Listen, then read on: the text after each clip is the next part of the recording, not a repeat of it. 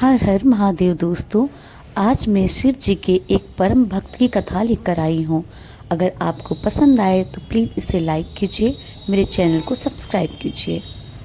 ऋषि उपमन्यु बड़े प्रेम प्रति थे। दिन रात अपने प्रेम के प्रसून शिव जी के चरणों पर चढ़ाया करते थे।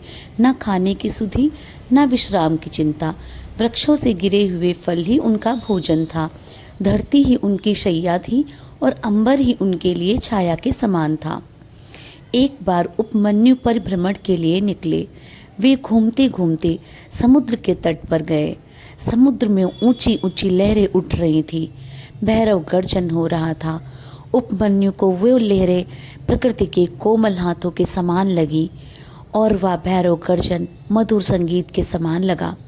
उन्होंने सोचा, यह स्थान तो बड़ा मनोरम है, बस यहीं तप करना चाहिए। यह सोचकर उपमन्यु समुद्र के तट पर बालू के कणों के ऊपर आसन बिछाकर बैठ गए और शिव के ध्यान में मग्न हो गए। कई वर्षों तक उपमन्यु का तप चलता रहा। उनके अखंड तप को देखकर देवराज इंद्र आकुल हो उठे। उन्होंने सोचा, कहीं ऐसा ना हो कि उपमन्यु अपने तप की शक्ति से स्वर्ग पर अपना अधिकार जमा ले। इंद्र के मन में ईर्ष्या जाग उठी।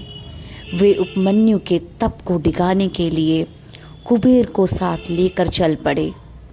दोनों विचित्र वेश बनाकर समुद्र तट से कुछ दूरी पर ही थे कि उन्होंने दो और मनुष्य दिखाई दिए जो उन्हीं के समान वेश धारण किए हुए थे। वे मन ही मन सोचने लगे, ये दोनों कौन हैं और कहाँ जा रहे हैं। तभी देवराज इंद्र के कानों में डमरू की ध्वनि सुनाई पड़ी। उन्होंने डमरू की ध्वनि को सुनकर सोचा, अवश्य यह शिव की माया है। स्वयं शिव ही इन दोनों मनुष्यों के रूप में प्रकट हुए हैं। यह उपमन्यु की दृढ़ता की परीक्षा लेना चाहते हैं। छिप कर देखना चाहिए कि यह क्या करते हैं, फिर आगे क्या होता है। वे दोनों मनुष्य समुद्र तट पर उपमन्यु के निकट उपस्थित हुए। उन्होंने अपने विचित्र वेश बना लिया था। एक के मस्तक पर मोर पंखों का मुकुट था तो दूसरे का मुख आधा मनुष्य और आधा सिंह के समान था। मोर पंखों के मुकुटधारी मनुष्य ने उपमन्यु को अपना परिचय देते हुए कहा, मैं देवराज इंद्र हूँ और मेरे साथ जो हैं ये कुबेर हैं। मैं आपके तप से प्रसन्न हूँ। मैं आपको स्वर्ग का वैभव देने के लिए आया हूँ।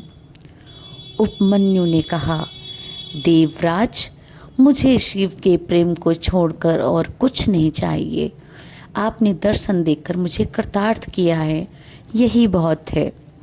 देवराज इंद्र ने उपमन्यु को डिगाने के उद्देश्य से पुनः कहा, मुनि, मैं देवराज इंद्र कुबेर के साथ आपको कुछ देने के लिए खड़ा हूँ।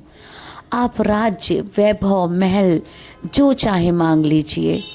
मेरे लिए आपको कुछ भी अदेय नहीं है, अर्थात मैं सब कुछ आपको दे सकता हूँ।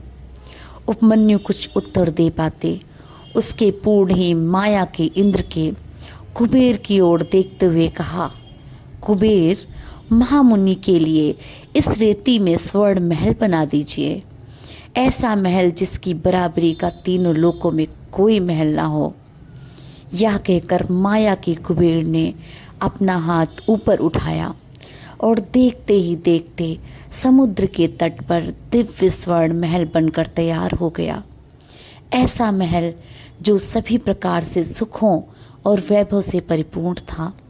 माया के इंद्र ने उपमन्यु की ओर देखते हुए कहा, महामुनि, यह स्वर्ण महल आपके लिए ही है।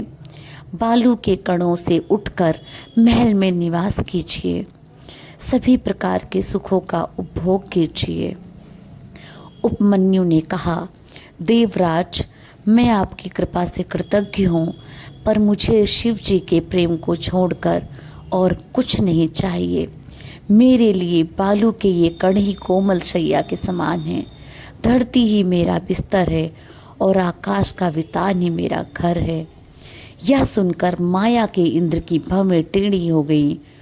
उन्होंने क्रोध भरे स्वर में कहा, महामुनि, आप मेरा अपमान कर रहे हैं।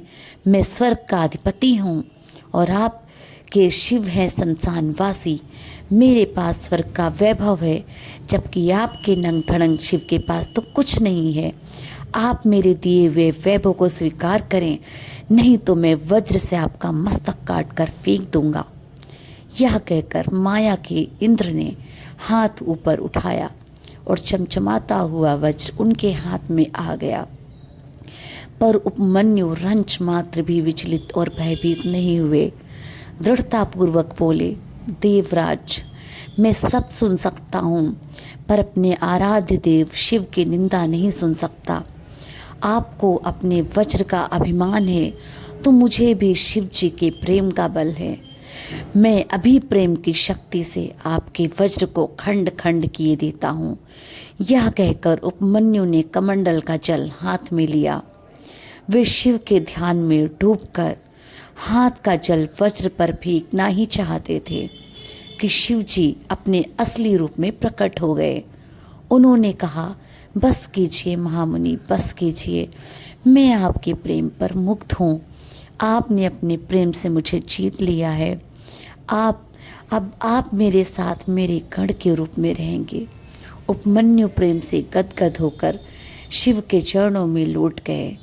शिव ने उन्हें उठाकर अपने हृदय से लगा लिया। देवराज इंद्र और कुबेर, जो कि अभी भी छुपे हुए थे, प्रकट हो गए। सम्मिलित स्वरों में शिव का जयनाद करने लगे। तो इस तरह से आज की कथा यहीं पे समाप्त होती है। ऐसी अच्छी अच्छी कथाएं सुनने के लिए प्लीज़ मेरे चैनल को सब्सक्राइब कीजिए। कहानी पसंद आए तो लाइक कीजिए, सपोर्ट करते रहिए और कोशिश करूँगी आगे ही ऐसी भक्ति की मैं और कथा लेकर आऊँगी। हर हर महादेव।